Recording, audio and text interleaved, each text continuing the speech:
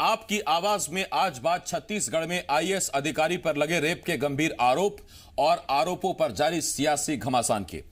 जांजगीर चांपा जिले के कलेक्टर रहते हुए आईएएस अधिकारी जनक प्रसाद पाठक पर एक युवती ने रेप का गंभीर आरोप लगाया तो प्रदेश में हड़कंप मच गया।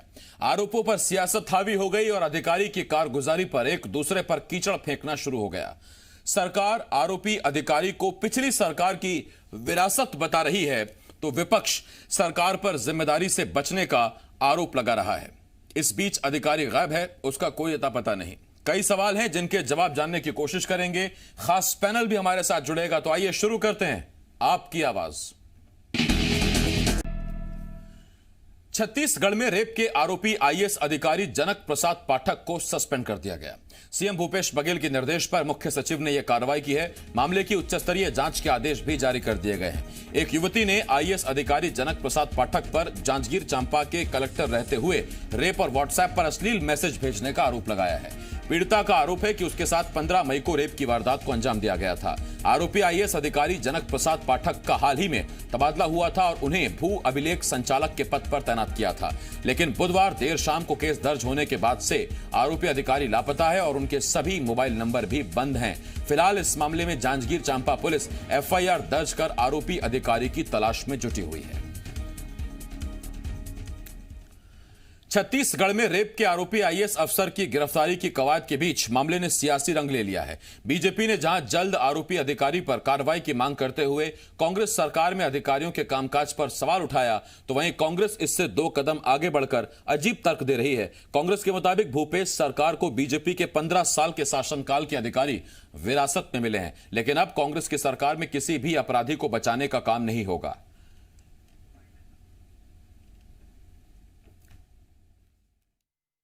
यदि व्यक्ति दोषी है तो कहीं कोई स्थान नहीं होना चाहिए। जो कानून की जो धाराएं हैं, कानून के तहत उस पर कार्रवाई होनी चाहिए।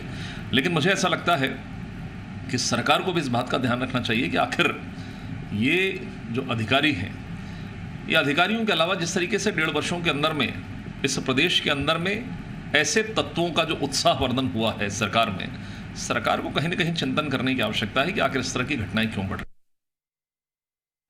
यदि किसी ने कोई अपराध किया है तो उसकी जांच होगी, उस पर कार्यवाही भी होगी। ये भाजपा की सरकार नहीं है जिसमें मीना खलखो जैसा मामला, जिसमें जीरम जैसे मामले में लगातार अपराधियों को बचाने में भाजपा की सरकारें लगी रहीं। ये कांग्रेस की सरकार है। अगर किसी ने कोई दोषपूर्ण कार्य किया है तो उस पर कार्यवाही होगी। और 2 खास मेहमान हमारे साथ जुड़ रहे हैं। राजीव चक्रवर्ती प्रवक्ता हैं बीजेपी के, धनंजय ठाकुर साहब प्रवक्ता हैं कांग्रेस के, हमारे साथ जुड़ रहे हैं, और मेरे सहयोगी देवेश हमारे साथ जुड़ रहे हैं। बहुत बहुत स्वागत है आपका। राजीव जी आपका भी स्वागत करता हूं और धनंजय जी आपका भी स्वागत करता हूं। देवेश स्वागत है आपका भी। धनंजय जी पहले तो मैं आपके पास आ रहा हूं।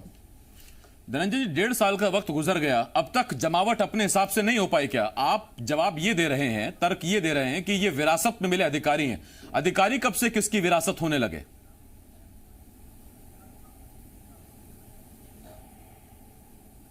देखिए आसिफ भाई, निश्चित तौर पर कांग्रेस सरकार को 1.5 साल हुआ और 1.5 साल में जो भी 15 साल के अधिकारी हैं, जो रमन सरकार के दौरान जो स्थापित अधिकारी हैं, वही सब तुमको विरासत में मिला है। और अगर हम आज जिस घटना पे आज जिक्र कर रहे हैं, देखिए सरकार के संज्ञान में पूरी जानकारी आती है और मुख्यमंत्री भूपेश बघेल की सरकार पूरे विषय में त्वरित कार्रवाई करती है। पीड़िता को न्याय दिलाने के लिए पूरी तरीका सरकार जो है कानूनी कार्रवाई को आगे बढ़ जाती है। तो निश्चित तौर पर सरकार की संवेदनशीलता है, जागरूकता है, और जो भी अपराधी होंगे, चाहे रेप के मामले में अपराधी हो या महिलाओं के छेड़छाड़ के मामले हो, उसमें सरकार लगातार त्वरित कार्रवाई कर रही है। निश्चित तौर पर ये भारतीय जनता पार्टी सरकार तो नहीं है। जिस प्रकार से आप देखेंगे कि पूर्व के रमन सरकार के दौरान उसके जो ओएसडी थे ओपी गुप्ता, उसको संरक्षण देके रेप के मामले बचा के रखा गया था, उसे भी सरकार ने कार्रवाई किया।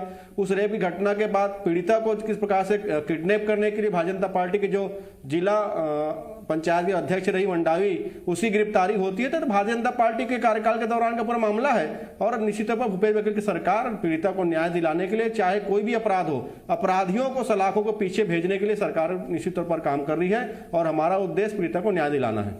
ठीक, धनंजय जी मेरा आपसे एक सवाल और। इतने ट्रांसफर हुए, उसके बाद अभी भी आप कह रहे हैं कि ये अधिकारी रमन सिंह के कार्यकाल के हैं, पहली बात। और दूसरी बात, सर्विलांस के इस युग में अगर आम आदमी को इस तरह की हरकत करे तो उसे तो आप फौरन ढूंढ लाएंगे।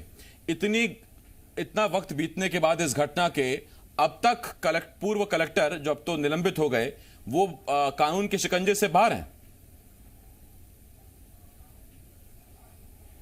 देखिए आसिफ भाई, 15 मई की घटना है, उसमें एफआईआर दर्ज होता है। एफआईआर दर्ज होने के बाद पूरी जांच की प्रक्रिया चल रही है और अधिकारी को निलंबित कर दिया गया है।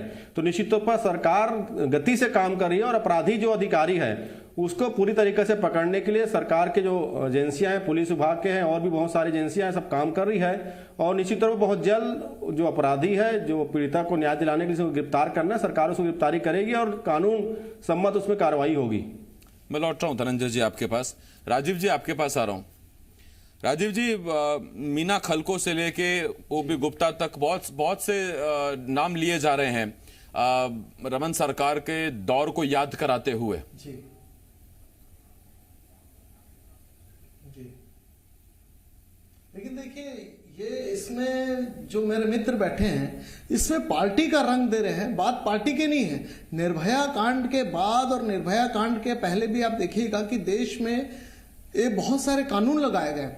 जस्टिस वर्मा आयोग ने अपने रपट में कहा कि कार्यस्थल पर 80% महिलाओं को यौन शोषण का सामना करना पड़ता है। बहुत निंदनीय विषय है।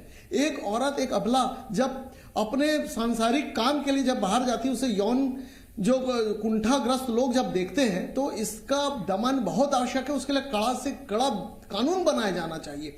मीना खलको जी का मामला हो या दूसरे मामले हो, उसमें अदालत में मामले हैं और पुलिस ने संज्ञान लिया है। इसमें राजनीतिक रंग देने की कोई आवश्यकता नहीं है। हम उस दौर को याद करते हैं जब BD ब्रह्मदेव शर्मा जी हुआ करते थे, बस्तर के जो वो थे कमिश्नर थे, IAS अफसर थे। उन्होंने तो लाइन से जो यौन शोषण के आरोपी अफसर थे उनकी जबरिया शादी करवाई थी गरीब कन्याओं से। जिन लोगों ने जिनके ऊपर आरोप लगाया था, हमें उस दौर को याद करना चाहिए कि उस समय कानून इतने कठिन नहीं थे। तो ऐसे ही जब अधिकारी हों, जैसे संरक्षक हो हमारे समाज में, और अभी विशाखा आयोग बना हुआ, वर्मा कमीशन ने भी अपने रपट दिए और उसके संबंध कानून बन चुका है।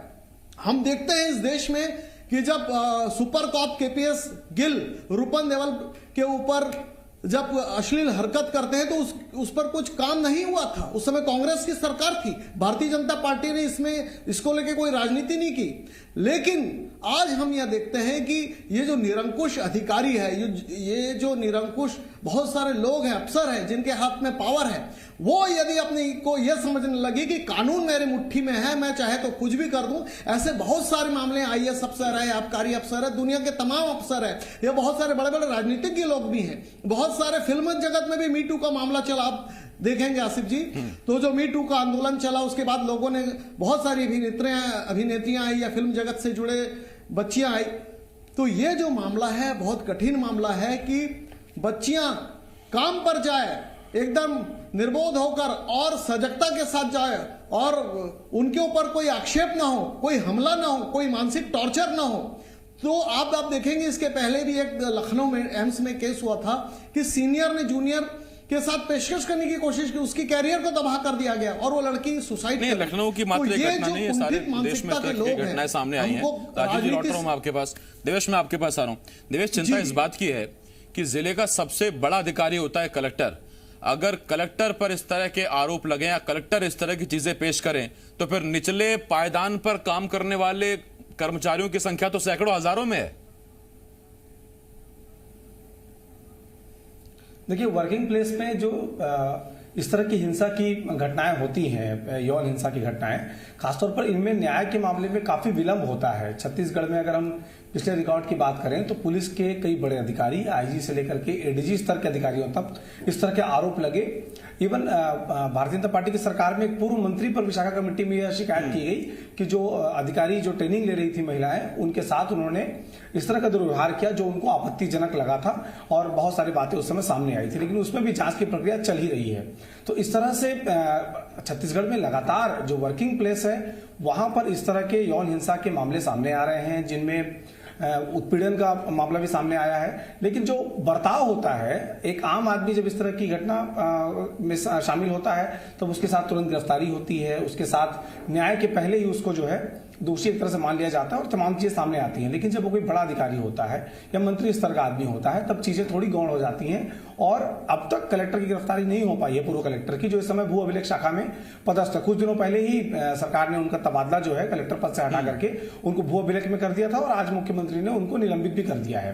तो इस तरह के मामलों में खासतौर पर जो एजेंसियां हैं, जो कमेटियां बनाई जाती हैं, जो कि महिलाओं से होने वाले अपराध के संबंध में त्वरित जो है न्याय दिलाने के लिए प्रयास जिस तरह से करना चाहिए, वो नतीजा नहीं आ पाता है। और नतीजा ये है कि जो वर्किंग प्लेस है वहां पर इस तरह की घटनाएं बढ़ रही हैं। इस पूरे पर्टिकुलर मामले की बात की जाए तो इसमें जो पीड़िता है उसका पति जो है वो कलेक्ट्रेट में काम करता था और उसको डराने धमकाने की बात सामने आई है। हालांकि एक पक्षी रूप से यह भी कह देना कि कलेक्टर पूरी तरह से दोषी हैं, इसमें भी जल्दबाजी होगी। फिलहाल मामले की जो जांच होगी, जांच के बाद तथ्य सामने आएंगे, क्योंकि एक तरफ नौकरी लगा देने का झांसा देना, नौकरी अपने आप में लगा देने की बात करना और गैर कानूनी तरीके से नौकरी पाने की जो है उम्मीद रखना, यह भी अपने आप में गैर कानूनी है। क्योंकि नौकरी के लिए व्यापक परीक्षाएं लेता है, पीएससी परीक्षाएं लेता है, उसके बाद नौकरियों में भर्तियां होती हैं, कोई कलेक्टर के चाल लेने पर नौकरियां तो मिल नहीं जाती हैं। तो कई तरह की चीजें हैं। हालांकि जब जांच पूरे मामले में आगे होगी तब स्पष्ट हो पाएगा कि आखिर क्या चीजें थी और किस वजह से इस तरह घटना सामने आई है।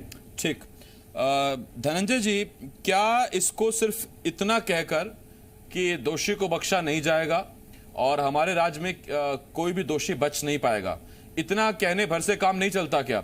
जरूरी है उसे ये बताना कि दरअसल ये पुराने दौर के कलेक्टर रहे हैं, बीजेपी से विरासत में मिले हैं, अब नए अधिकारी, आप नए आईएएस कहां से लाएंगे जब आपकी सरकार आएगी? तो ये सारे वही तो अधिकारी हैं जो कभी आपके राज्य में किसी विभाग में रहेंगे, कभी मंत्रालय में रहेंगे, उसके बाद कभी रहेंगे जिलों में पोस्टेड। देखिए आसिफ भाई, बहुत अच्छा सवाल आपने किया है। खास करके ऐसे मामलों में तो किसी भी को संरक्षण नहीं देना चाहिए। लेकिन आप देखेंगे कि बीते 15 साल में जिस प्रकार से लगातार बलात्कारियों को बचाने के प्रयास भारतीय जनता पार्टी सरकार के द्वारा किया गया है, और अभी हम देखते हैं तो चाहे उन्नाव की घटना की हम बात कर ले, या कठुआ की घटना की बात कर ले, या चिन्मयानंद की बात कर ले, या कुलदीप सेंगर की बात कर दे, पूरी की पूरी भारतीय जनता पार्टी उसको सुन लीजिए ना, पूरी की पूरी भारतीय जनता पार्टी जो है उस बलात्कारी को बचाने में लगी हुई है। सुनिए, पूरी की पूरी भारतीय जनता पार्टी जो है उस बलात्कारी को बचाने में लगी हुई है। छत्तीसगढ़ की हम बात कर ले, जहां रमन सिंह के पूर्व एसडी है गुप्ता, उसमें 4 साल तक पीड़िता का एफआईआर दर्ज नहीं होता था। आज सरकार बदलने पर गिरफ्तारी हुई उसकी, और उसमें भी आप देखेंगे जिला के जो भारतीय जनता पार्टी जो नेता है वो उस पीड़िता को अपहरण कर लेते हैं। तो कहीं ना कहीं भारतीय जनता पार्टी का जो संरक्षण जो इस प्रकार के अपराधियों को मिलता है, इससे इस प्रकार के अपराध जिनके मानसिकता रहता है उसको बढ़ावा मिलता है। और निश्चित तौर पर एक बहुत एक निंदनीय, घृणनीय और एक महिलाओं की असुरक्षा के भावनाओं की इस प्रकार घटनाओं को बढ़ावा मिलता है। और हमारा प्रयास है कि राज्य का हर प्रत्येक महिला, बेटी, छात्र जहां भी है सुरक्षित रहे, और निश्चित तौर पर इस समय कड़ी कार्रवाई होगी। इस बात को मैं आपको आश्वस्त करता हूं। माननीय मुख्यमंत्री भूपेश बघेल की सरकार किसी भी प्रकार के अपराधियों को संरक्षण देने में महत्व देती है, क्योंकि उनको अपराध में सजा उनको मिलेगा, ये तय है। लेकिन भारतीय जनता पार्टी के आत्ममंथन करना चाहिए, आत्मविचार करना चाहिए कि आखिर बलात्कारियों को संरक्षण वो क्यों देते आ रही है, जिससे पूरे देश में बलात्कार घटनाएं बढ़ रही है। बड़ा दुर्भाग्यपूर्ण। अरे चिन्मयानंद तो आपके नेता थे, एक बात बताइए, आप उन्नाव और सेंगर, कठुआ और उन्नाव घटना का जिक्र कर लो। कुलदीप सेंगर, चिन्मयानंद को आपके सांसद जाके मिलते हैं साक्षी। राजीव जी, एक मिनट राजीव जी, धनंजय जी आपसे मेरा एक सवाल। धनंजय जी, आप सरकार में आप हैं और आप अब भी ये कह रहे हैं कि बीजेपी संरक्षण दे रही कलेक्टर को या इस जैसे प्रवृत्ति के लोगों को। सरकार में तो अब आप हैं सर, विपक्ष में थोड़ी हैं। मैं कह रहा हूं कि देखिए, सरकार के पास पूरी विषय में संज्ञान में आया, सरकार के माध्यम से उसको निलंबित किया गया, एफआईआर दर्ज हुई, और पूरी के पूरी जो है सुरक्षा एजेंसियां उसको तलाश करी गिरफ्तार करने की। लेकिन मैंने पहले कहा कि इस प्रकार के जो घटना में जो शामिल जो लोग हैं, अगर उसको भारतीय जनता पार्टी संरक्षण देती है तो इस प्रकार के घृणित मानसिकता के लोगों के हौसला बुलंद होता है। तो भारतीय जनता पार्टी को इस प्रकार घटनाओं को तत्काल दूर होना चाहिए। जिस प्रकार से लौट रहा हूं धनंजय जी आपके पास, लेकिन देखिए, अगर एजेंसियों को तलाश है तो वो कोई डाकू डकैत नहीं कि जंगल के कोने में जाके छिप गए, अचानक मार जाकर छिप गए। अगर एक कलेक्टर को अब तक एजेंसी नहीं ढूंढ पाई तो सवाल तो उठते हैं। राजीव जी, अब मैं आपके पास आ रहा हूं। जी देखिए आसिफ जी, मुझे बड़ा दुख हो रहा है, मेरे मित्र बैठे हैं, वो इस इतने संवेदनशील मामले पर पार्टीबाजी का आरोप लगा रहे हैं कि भारतीय जनता। अरे भाई, चिन्मयानंद को किसने बचाया? कुलदीप सेंगर को किसने संरक्षण दिया? पार्टी की लीडरशिप। अरे आप बता दीजिए। भारतीय जनता पार्टी ने उन्नाव और कठुआ के आरोपी को जेल के पीछे भेजा है, और भारतीय जनता पार्टी कार्यस्थल पर कोई भी यौन दुर्व्यवहार न हो उसके लिए दृढ़ प्रतिज्ञा है। और बच्चों के बीच में जो यौन शोषण ना हो उसके लिए उनकी यौन शिक्षा दी जा रही है। इसलिए भारतीय जनता पार्टी की सरकार ने किया, जबकि कांग्रेस की सरकार के मुझे बोलने की आवश्यकता नहीं है। कितने रेप के आरोपी थे? भाजपा के गढ़चिचौली के जिला अध्यक्ष ने मासूम के साथ रेप की घटना का अंजाम दिया है। भाजपा के गढ़चिचौली के जो जिला अध्यक्ष है वो मासूम के साथ रेप घटना को अंजाम दिया है, मासूम का शोषण किया है। विषय को विरत मत करिए। गुजरात के भाजपा के अध्यक्ष हैं, भाजपा के उपाध्यक्ष हैं जयंती भाई, वो बलात्कार घटना में इस पर आरोप लगा है। नाम आएगा और जितने भी नाम आएगा, देखिए विषय को विरत मत करिए। मैं नहीं करूँ, आपकी सरकार, आपकी पार्टी संरक्षण देती है बलात्कारियों को। क्या केपीएस बिल? भाजपा बलात्कारियों को संरक्षण देती है, भाजपा बलात्कारियों को चुनाव लड़ाती है। सजा नहीं दी। भाजपा बलात्कारियों को संरक्षण देती है, भाजपा बलात्कारियों को चुनाव लड़ाती है। ये तो आपके पार्टी भाजपा के बलात्कारी हैं पूर्व केंद्रीय मंत्री चिन्मयानंद, आपके सांसद साक्षी महाराज से जाके मिलते हैं। कुलदीप सेंगर पीड़िता के पूरे परिवार पर अटैक करते हैं, उनके पिता की मौत हो जाती है, पीड़िता की दुर्घटना करने का काम किया जाता है। झंडा लेके भाजपा के नेता निकलते बचाने बलात्कारियों को। क्यों हो रही है? ओपी गुप्ता पूर्व रमन सरकार के वंशज है, पूरे रमन सरकार ने संरक्षण में पीड़िता को न्याय नहीं मिल पाया। आज भाजपा बलात्कार पे आंसू बहा रही है, बलात्कारी संरक्षण देती है। कल ऐसा ना हो जिस कलेक्टर पे आज आरोप लगा हुआ है वो भाजपा के सदस्य ज्वाइन कर ले। एक मिनट धनंजय जी एक मिनट। देवेश, न्याय मांगने जाएंगे, उस पर जब यूं सियासत मिलेगी, आपके इन्होंने रेप किया, आपके उन्होंने रेप किया, आपके ये थे, आपके वो थे, उन्होंने रेप किया, उन पर रेप के आरोप थे, तो फिर तो मिल गया न्याय। देखिए, दरअसल होता यही है कि जब कभी किसी पर बलात्कार के आरोप लगते हैं और वो थोड़ा भी साख अगर उसके भीतर है, कोई राजनीतिक दल से जुड़ा हुआ है, तो विषय सामान्य ना होकर के राजनीतिक हो जाता है। और खास तौर पर जो इस तरह के मामले सामने आते हैं, इसमें भी सरकारें भले ही इस बात को सामने रखें कि हमने कार्रवाई कर दी है, हमने तमाम चीजें कर दी है, लेकिन एक जो एसोसिएशन होता है उसका भी एक इंटरनल दबाव काम करता है, जिसकी वजह से जो इस तरह के मामले होते हैं उनमें न्याय में विलंब होता है। क्योंकि जिस पर आरोप लगा हुआ है वो भी उसी सिस्टम का हिस्सा है जिस सिस्टम में रह करके इस तरह की घटनाएं सामने आती हैं। अब तक पूर्व कलेक्टर की गिरफ्तारी हो जानी चाहिए थी, लेकिन अब तक गिरफ्तारी नहीं हो पाई है क्योंकि मोबाइल लोकेशन नहीं मिल रहा है, यही बात सामने आ रही है। तो एक ऐसे अधिकारी जो कि वेल नोन थे, एक पूरे जिले के जिलाधीश थे, उन पर अगर इस तरह के आरोप लगे हैं तो उनकी भी जिम्मेदारी बनती है कि अगर वो पाक साफ हैं तो उनको सामने आकर गिरफ्तारी देनी चाहिए और पुलिस को उसके जांच में सहयोग करना चाहिए। लेकिन वो सामने आ नहीं रहे हैं, एजेंसी उनको सामने ला नहीं पा रही है, लेकिन जो सामने आ रही है वो है सियासत। और इस बीच पीड़िता इंसाफ मांग रही है। एक छोटा सा ब्रेक है, यहां हमें ब्रेक रुकना होगा। बहुत शुक्रिया राजीव जी, धनंजय जी, देवेश, आपका बहुत शुक्रिया। एक छोटे से ब्रेक के लिए हमें रुकना होगा, बहुत जल्द लौट रहे हैं।